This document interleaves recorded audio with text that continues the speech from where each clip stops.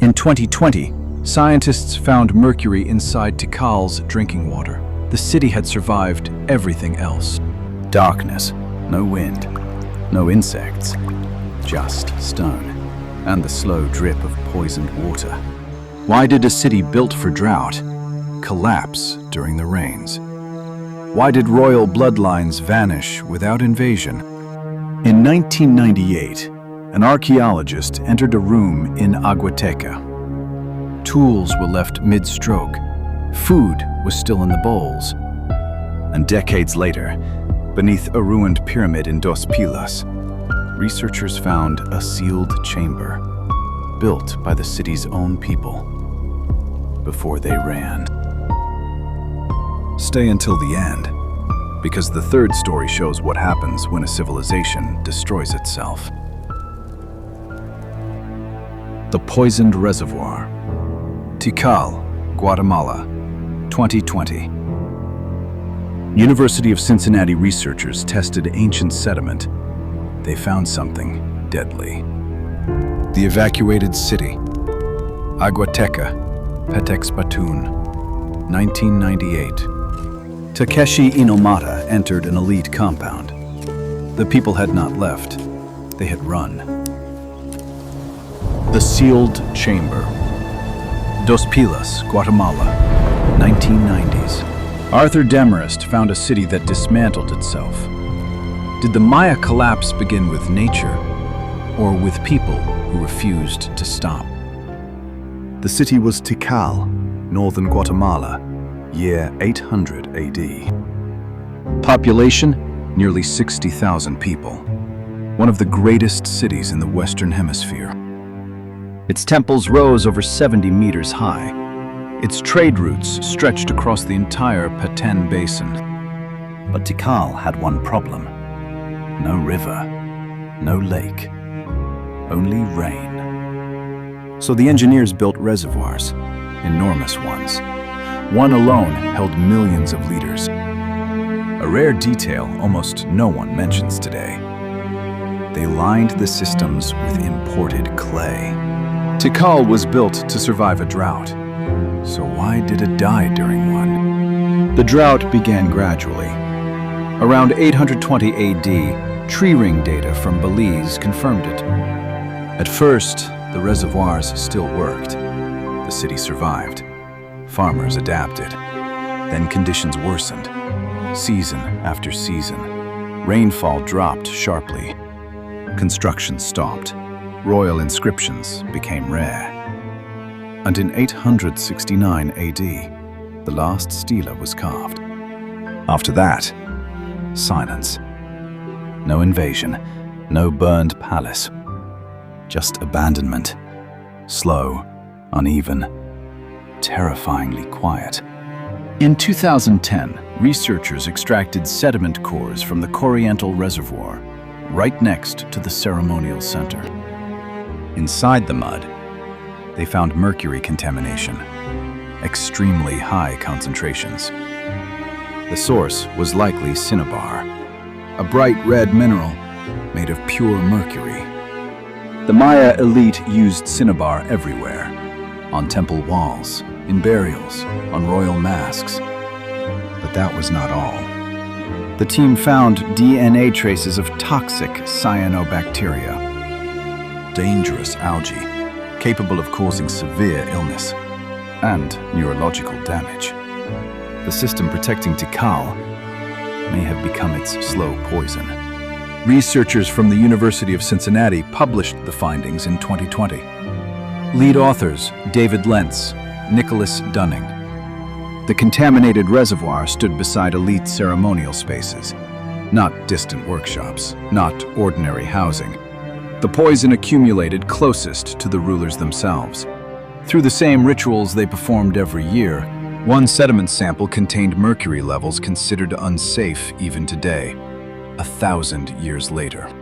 If the Maya recognized the sickness spreading through their reservoirs, why did they continue the rituals causing it? Now, Aguateca, Petexpatun region, Guatemala, year 810 AD. built on a high limestone cliff with a natural ravine for defense. An almost impossible city to attack. Unlike Tikal, Aguateca had water. Steady, clean, protected. In 1996, a Japanese archaeologist began digging here. His name was Takeshi Inomata. He had a specific hypothesis. Most Maya cities were abandoned slowly. He believed Aguateca was different. He was right, but the truth was darker than he expected. Inside elite residence M8-4, his team found something that shouldn't exist. Personal belongings still in place. After 1,200 years. Grinding stones in the kitchen, pottery on the floor, a scribe's tools laid out for work, jade ornaments still in their containers, carved figurines on shelves. Not buried, not stolen. Archaeologists call it the Pompeii premise, the frozen moment of disaster. The buildings had been burned deliberately. Roofs collapsed onto everything inside, preserving it under ash and rubble. Whoever set those fires knew the residents had fled. This wasn't a battle. It was an organized destruction of a city that no one defended. The elite simply vanished. And then they found the walls, hastily built, crude, cutting through the elegant plaza.